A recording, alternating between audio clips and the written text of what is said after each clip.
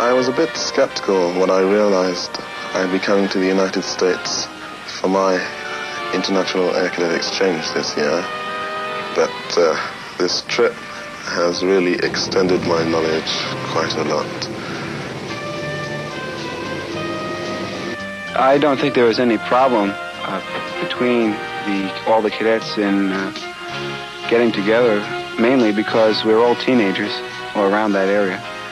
And I think all teenagers all over the world have just about the same ideas, especially in organizations as our own. The teenagers just, sort of just blend in together with each other. Everyone is interested in everyone else as human beings go, I feel. And it is up to the cadet, I believe, to use his tactfulness in explaining his country's way of life and the way his people are. If you don't tell it to them right, they're going to get a warped view of an American.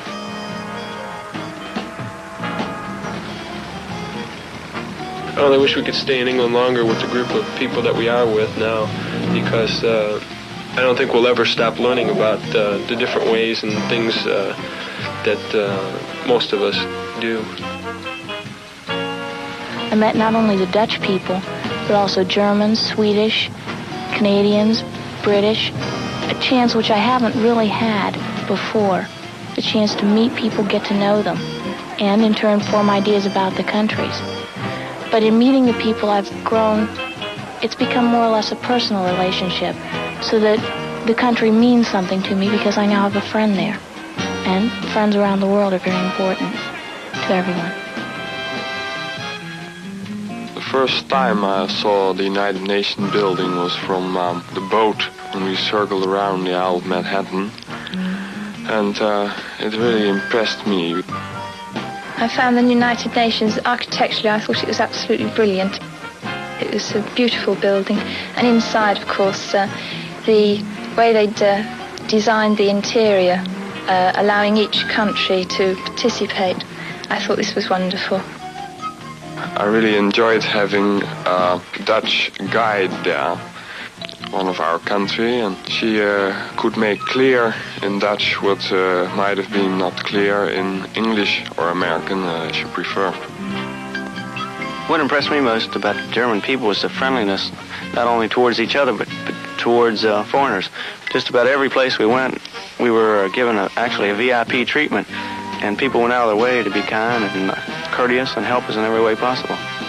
When you live with your private host, you leave this feeling of real binding friendship, that you've met somebody who understands you and you understand, you have a mutual understanding between each other, and you can see this, happening, and you can feel where your diplomacy has come over and grasped them, and theirs has grasped you in their own land. And when you leave, you kind of hate to leave them, because you've just met these people, you've got new friends, and they're really nice, and they like you. You can feel it. As the United States is such a large country, you can even find contrasts in different states. And this I noticed particularly between New York and Florida, where New York is closely packed and rather hectic. Florida is open and more relaxed. And naturally enough, I prefer the Florida atmosphere. While in Florida, we visited Cape Kennedy, where they launched the moon rockets. Watching the Apollo launch was quite something. On the countdown, we were all anticipating the launch, not knowing exactly what to expect. Then there was a bright orange flame. Being 3 miles away, we could feel the blast. And then, a couple of seconds later, we heard this great roar.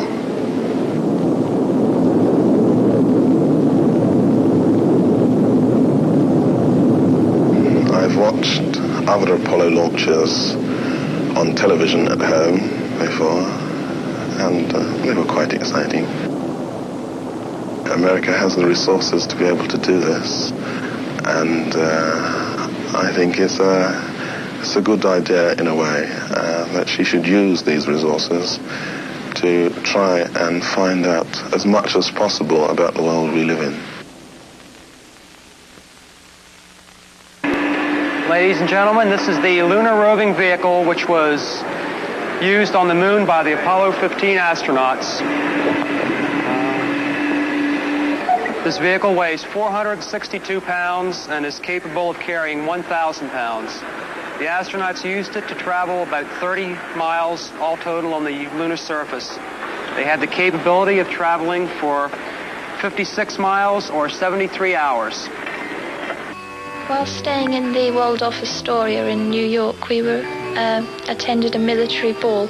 This was the first ball I'd ever attended in formal dress, and I think it was the same for some of the other British girls.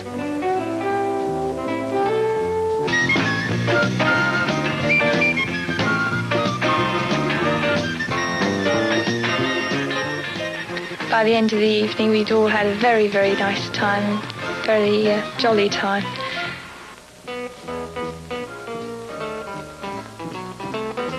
I've learned much more knowledge from talking to the other cadets than I could probably ever learn in the school books. These cadets can discuss freely their problems and the issues of their nation.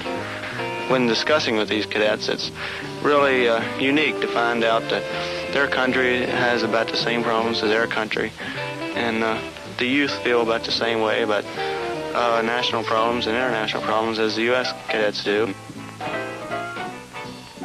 I think Civil Air Patrol has given me the opportunity to meet people in a different situation.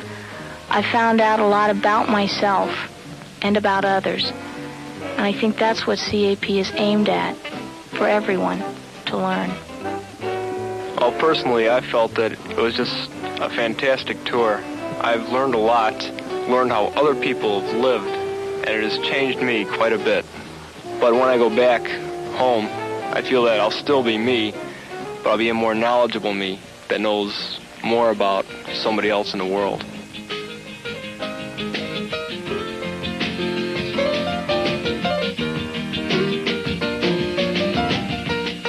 I think the biggest quality that was established during our little crusade through the country is friendship. And to me, friendship is an awfully important quality in people. And through this trip, we were able to establish that people can get along with each other. And I think this is a quality that more people should experience. They call IACE person-to-person diplomacy, and I really can't, in my mind, think of any other better diplomacy in the world. There should be more of it, really.